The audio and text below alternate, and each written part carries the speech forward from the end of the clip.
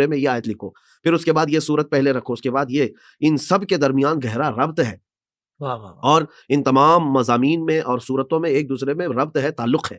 تو اللہ کے نبی صلی اللہ علیہ وسلم نے اپنے زمانے میں جس طرح سے ترتیب کے ساتھ لکھایا تھا، صحابہ اکرام رضوان اللہ تعالیٰ علیہ مجمعین نے بعد میں اس کو جمع کیا دو دفتیوں کے بیچ میں، تو اسی ترتیب سے جمع کیا، اور آج تک اسی شکل میں قرآن پاک موجود ہے۔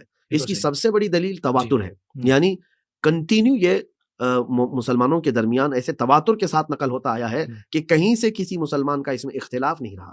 فرقے بہت سارے ہوئے ہیں، الگ الگ جماعتیں بھی ہوئی، لیکن قرآن پاک پر سب کا اتفاق چلتا رہا، صحیح، کہ قرآن پاک کی یہی صورتیں ہیں، یہی آیتیں ہیں، یہ قرآن پاک کا اعجاز ہے۔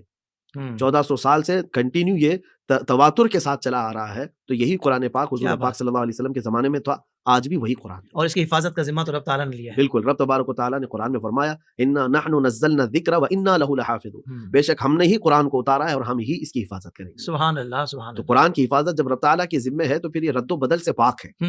اس قرآن پاک میں ہی اللہ تعالیٰ نے اپنی محکم آیت بیان فرما دی ہے، تو اس میں کسی بھی طرح کی نکتہ چینی، یہ بالکل میں سمجھتا ہوں کہ عقل سے گئی گزری ہوئی چیز ہے کہ اللہ تعالیٰ جب قرآن پاک کی حفاظت فرما رہا ہے تو پھر یہ سوال ہی بیکار ہے کہ بعد میں آنے والوں نے بدل دیا یا اس طرح سے، یہ بدل اور رد سے محفوظ ہے۔ سبحان اللہ۔ مفتی صاحب، آپ قرآن پاک کے اعجازات، اس کے امتیازات بیان کر رہے ہیں، تو میں خاص طور پہ کہنا چاہوں گا، میری نالج میں، میری دانش میں تو ایسی نہیں ہے کوئی کتاب کہ جس کو اس طرح ازبر یاد کر لیا جاتا ہو، اور جس کو منہ زبان اس طرح بندہ سنا بھی سکے، اس انداز سے یاد کر لے۔ کیا بات ہے کہ 7 سال کا بچہ، 8 سال کا بچہ پورے قرآن پاک کو اپنے سینے میں محفوظ کر لیتا ہے؟ معجزہ۔ آپ کو میں ایک بات بتاتا ہوں، قرآن معجزہ ہے۔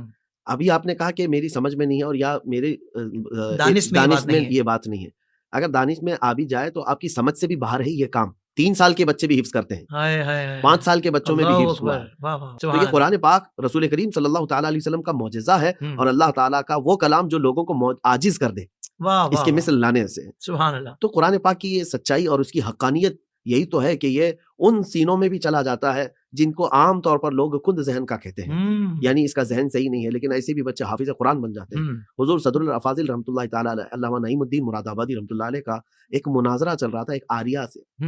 وہ جو آرین تھا پنڈت، وہ اپنے بچے کو 18 پارے حفظ کرا چکا تھا، چونکہ اس کا ہمیشہ اسلام کے خلاف اعتراضات کرنے کا بڑا شوق تھا۔ تو اس وقت جب مناظرے میں آپ آمنے سامنے ہوئے تو اس نے تانا مارتے ہوئے یہ کہا کہ آپ مجھ سے قرآن کے بارے میں کیا بات کریں گے، میرا بیٹا جو ہے اتنے پاروں کا حافظ ہے، میں ہر